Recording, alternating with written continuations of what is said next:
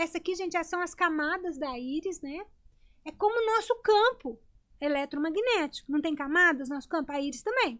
Então, a gente sabe que as coisas ficam registradas nesse campo. Nós estamos vendo aí a emoção. A emoção entrar no campo, interferir no campo, porque a emoção tem uma frequência.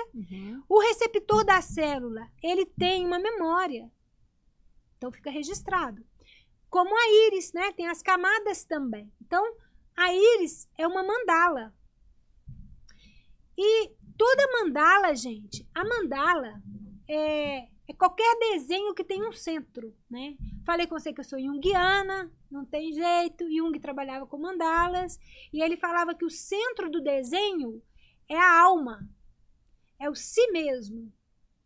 Então, também assim é com a íris, que é tudo a partir da pupila. A pupila, não falei com você que é onde a nossa luz não fica ali? A luz dos olhos não fica ali? Então, tudo é a partir desse centro. Então, a íris é uma mandala. Eu não sei se vocês já viram, eu não trouxe aqui, né? Porque eu falei, o Léo vai me bater. É uma coisa, tem vídeos na internet que eles espalham poeirinha, areia. Você já viu isso? E vai mudando vibração sonora. A vibração e vai fazendo um desenho. Sim, lembra? sim. Então, cada íris não tem um desenho? Sim. Então, cada íris tem uma frequência. Cada íris é única. Por isso que ela é usada como marcador biométrico nos aeroportos. Porque não existe uma íris igual a outra no mundo. Então, cada íris ela tem um desenho. Esse desenho que vai te dar a frequência, como nesse experimento lá que eles vão mudando a frequência e vai formando aqueles desenhos bonitos, né? Então é isso. Agora as íris vertical. Olha o suspense. Olha o suspense. Foto 30, por favor, Léo. Olha só que coisa interessante, Léo. Ainda não é a íris vertical, né? Mas é uma íris bem diferente. É uma íris bem diferente. Essa íris de cima, o cara levou um choque de 14.000 volts e formou esse desenho na íris. A direita, a esquerda, não sei de que lado que eles estão vendo. Essa azulzinha? A azul, um homem se envolveu num acidente na Índia. É lógico que nem todo mundo que envolve num acidente vai formar uma estrela na íris. Deve ter sido uma coisa muito séria, né? Que impactou muito o campo dele. E do lado aqui, a verdinha, ele levou um soco no olho, na Áustria. Então, gente, Então, lembra que eu falei com vocês que olha para você ver como essa pupila azulzinha tá grande, olha lá, tá tudo, né? Esse campo dele, ele aumentou muito. Então, como é que a gente sabe se o campo da pessoa tá muito grande ou não tá? Por favor, Léo, a foto 32. O que faz a abertura e o fechamento da pupila é o sistema nervoso simpático e parasimpático, né? O simpático dilata e o parasimpático fecha. A pupila, ela abre e fecha para controlar a quantidade de luz. Então, se tem muita luz, ela vai fechar. E se tem pouca luz, ela vai abrir. Só o que acontece, né? Eu falei com vocês que eu fotografo em Dáquila, eu trabalho com fotografia, né? De íris. E eu noto que pessoas que eu fotografo, né? E que tem uma luz em cima, eu fotografo com uma luz em cima. A pupila deveria fechar. E a pupila abre. E aí eu sempre pergunto, olha, você toma algum remédio? Por quê? Medicamento que atua no sistema nervoso central pode fazer isso, né? E muitas vezes é criança, e muitas vezes não. E muitas vezes é pessoa que eu conheço e fala que não. Então, o que eu reparei, né? Que são pessoas que o seu campo eletromagnético está muito expandido. Como, por favor, Léo, a foto 31. Aqui o campo eletromagnético está muito contraído. Tá vendo que a pupila tá pequenininha e tá contraindo toda a íris? Então, foto 33. O que acontece? Quando eu fotografo pessoas lá, eu pego as íris vertical assim, ó, verticalizando. Ela vai ficando ovalada. Oval. Tá? Esse aí, ó, é o outro tipo de íris. Lembra que eu falei do ponta de lança? Sim. É o que sente atração por ele, ó. Não tem nem manchinha e também não tem buraquinho.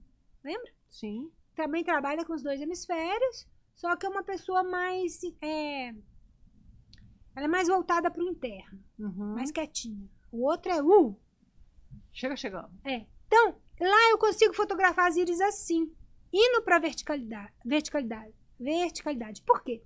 Eu ainda não consegui fotografar com a minha máquina, que eu pego o olho, uma íris vertical. Mas, agora, foto 33, Léo. Não, 34, desculpa. Mas, as íris estão ficando assim. Olha só. E o que é isso? As íris estão ficando vertical e isso não é um problema de saúde, porque existe um problema, Carol, que é chamado de coloboma, que é uma má formação, até uma mutação genética. Isso não é uma má formação, porque essas pessoas, os olhos dela voltam ao normal. Ah, são em algumas situações que elas ficam assim. Em algumas situações que elas ficam assim. Lembra que eu falei com você, acontece uma coisa muito interessante com as ondas mentais. As ondas mentais, quando tem uma música, elas entram na frequência da música. Uhum. Então, elas costumam acompanhar a frequência da música. Ô, gente, lembrando agora uma coisa importante também, é interessante, né, que vem as coisas pra gente lembrar. Eu vou abrir um parêntese aqui. Lembra, Carol, que eu falei pra você da emoção que entra no ligante ali, que é sexo molecular ali? Sim. Aquele canal iônico que recebe a emoção, ele trabalha na mesma frequência dos nossos ouvidos.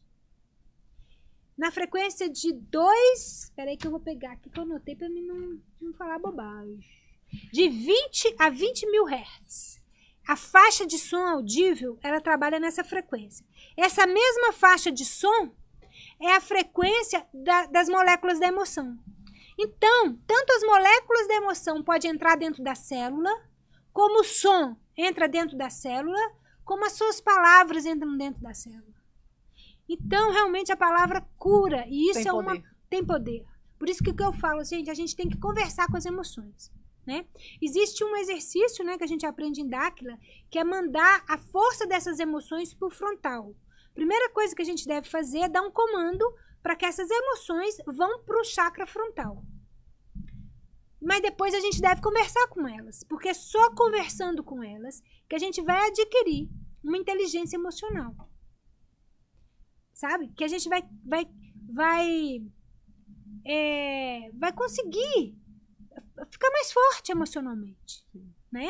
Lidar com as situações, que é aquilo que eu falei com você, uma situação de luto, né? O que eu decido? Eu decido seguir ou decido morrer junto?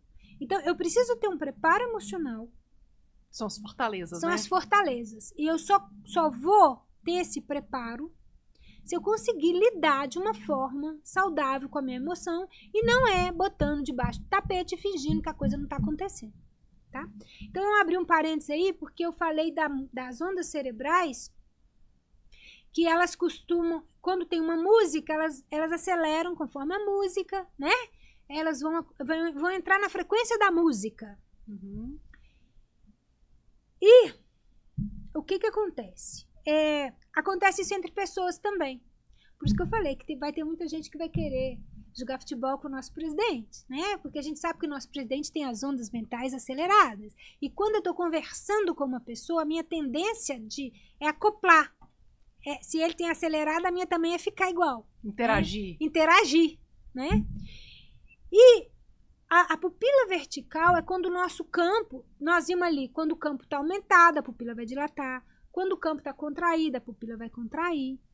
Isso é experiência minha e Dáquila, tá, gente? Uhum. Isso não tem na literatura, vocês não vão encontrar isso. Vocês vão encontrar isso aqui como pupila vertical é coloboma,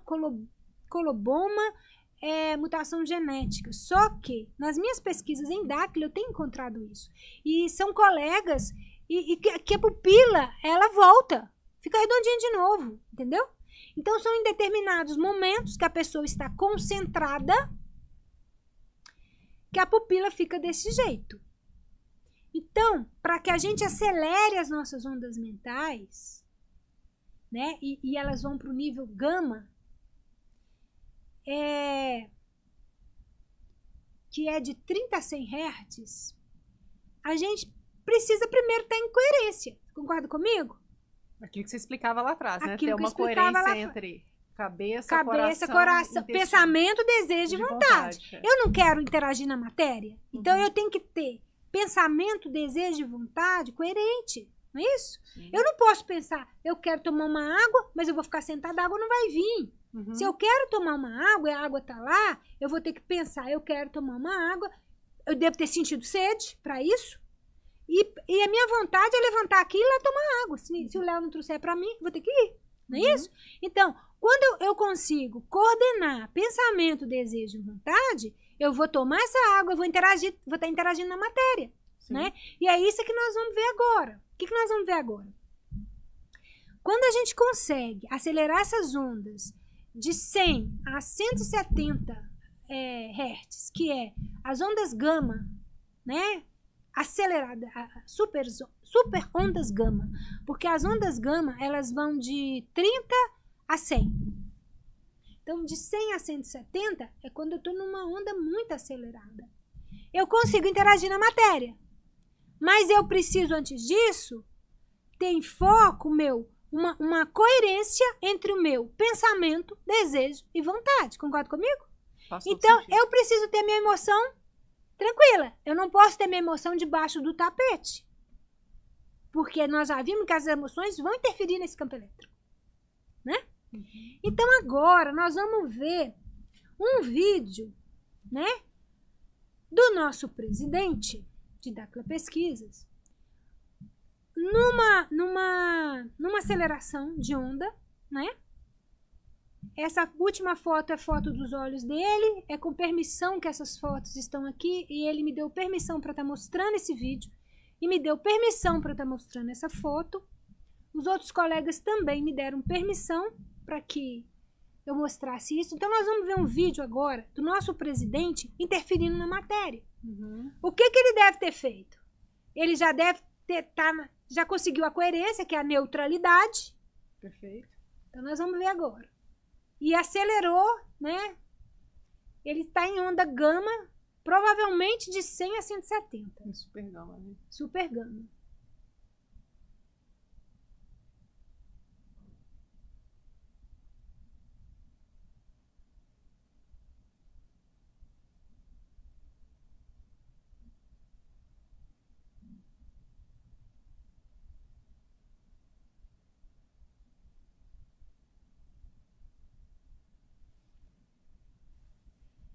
Então, Carol, a gente não quer viver para sempre?